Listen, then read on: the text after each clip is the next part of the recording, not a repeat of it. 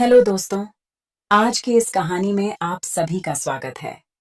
मेरा नाम नेहा है और मेरी उम्र 25 साल है। वैसे तो मेरी जेठानी से अच्छी खासी बनती थी, पर इस बात के बारे में उन्होंने मुझे कभी नहीं बताया कि उनका देवर जी के साथ चक्कर है। और कुछ हद तक सही भी है कि जेठ जी कभी शराब से दूर नहीं होते थे।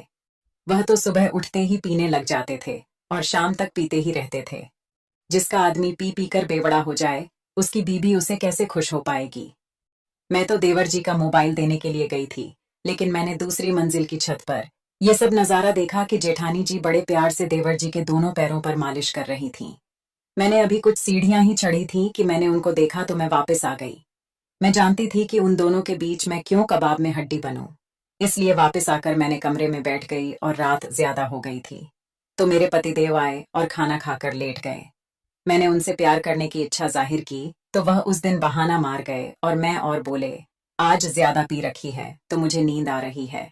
मैं भी पलटकर सो गई। आज मैंने सुबह सुबह चाय बनाई और एक कप चाय मैंने जेठानी जी को दे दी, तो वह काफी खुश हो गई, क्योंकि आज तक मैंने जेठानी जी को कभी भी चाय नहीं दी थी। हमेशा वही चाय बनाकर मुझे दिया करती थी। हम दोनों ने बैठकर चाय पी और उनसे जेठ जी के बारे में मैं पूछने लगी।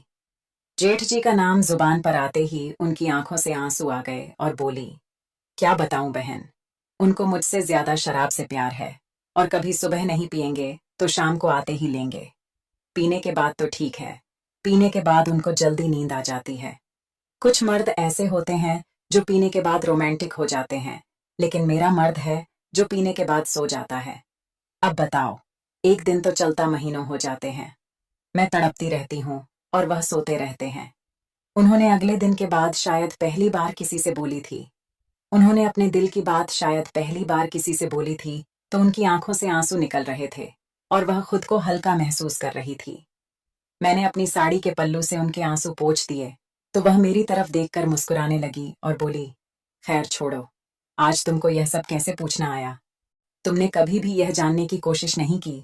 तो मैंने उनको सारी बात बताई, तो वह एक पल के लिए हैरान रह गई और फिर बोली, हाँ बहन, एक वही राजू है जो अपना देवर जी कभी कभार मेरे शरीर की आग बुझा देते हैं, इसलिए मैं उसकी ज्यादा केयर करती हूँ।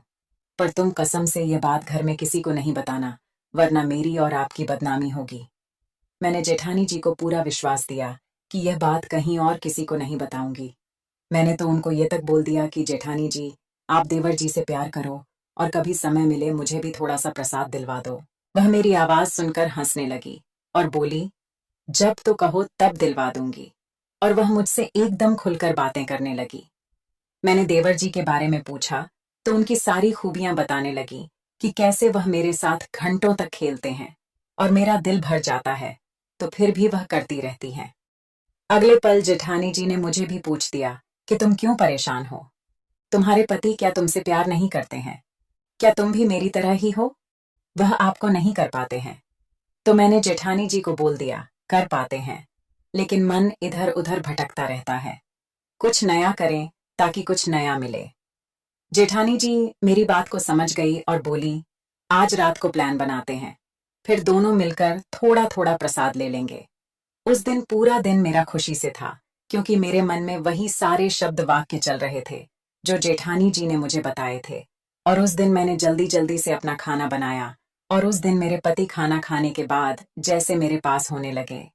उन्होंने मेरी कलाई पकड़ी और बोले कि कुछ हो जाए। मैंने उनसे अपनी कलाई छुड़वाई, क्योंकि मैं उनसे गुस्सा थी, तो मैंने भी बोल दिया।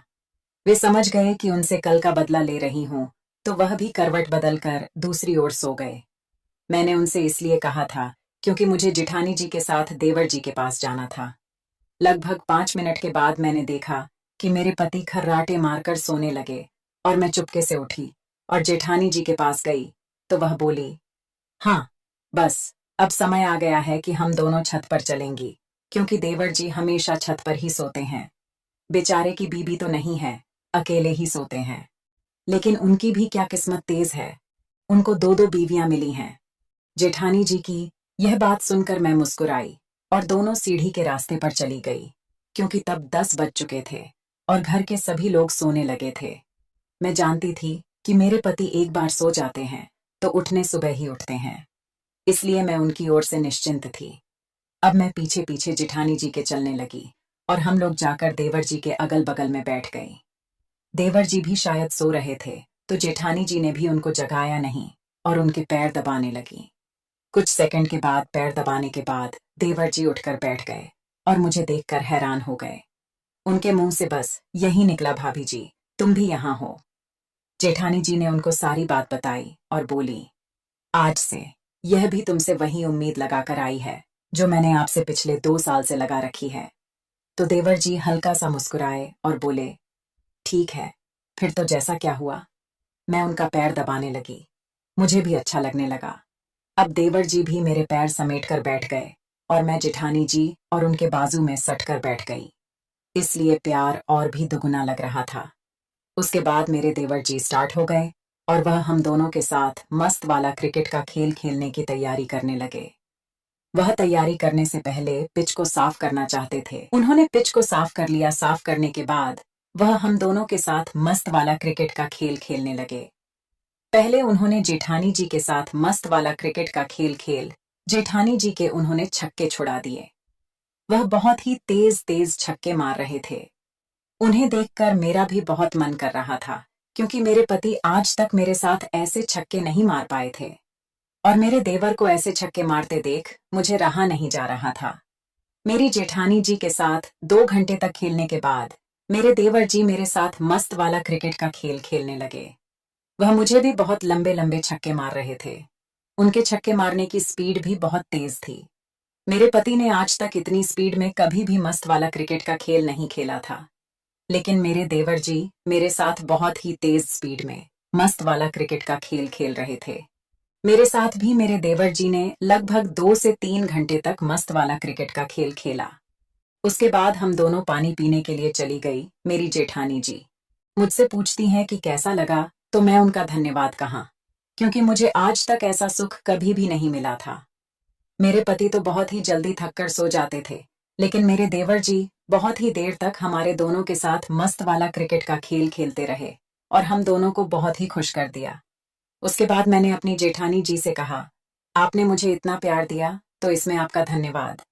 और मैं नीचे उतर आई, लेकिन जेठानी जी अभी भी उनके पास ही बैठी बातें कर रही थीं। मैं समझ रही थी कि जेठानी जी वहीं उसके पास सो जाएगी, क्योंकि जेठ जी तो उस दिन कहीं बाहर गए हुए थे। इसलिए मैं उतरकर नीचे आ गई, क्योंकि मेरे पति तो नीचे सो रहे थे, तो मुझे तो चिंता थी कि मैं वापस आकर अपने पति के पास ही सो जाऊं। तो आपको ये स्टोरी कैसी लगी, कमेंट में